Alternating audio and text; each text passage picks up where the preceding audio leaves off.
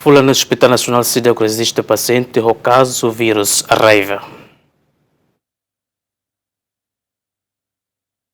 Ia semana kotu ke Hospital Nasional Guido Valadares registra paciente nebe hetan tata husi asu hamutuk san resen 5 mai be husi viti mahirakne lai ida mak positivo virus raiva. Diretor Klinika Hospital Nasional Guido Valadares Arkanjo de Jusikera teten dadang ne ia Hospital Nasional sedak registra caso virus raiva tama resultado teste ba vítima sira nebe hetan tata husi asu maioria negativo. Neste momento ia itane HNGB 0. Ite suspeita nebe mak tama semana kotu.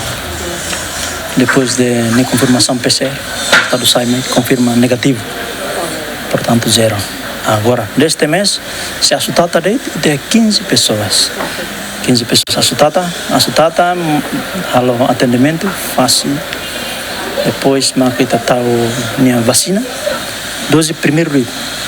Angive for dose primeiro ritmo.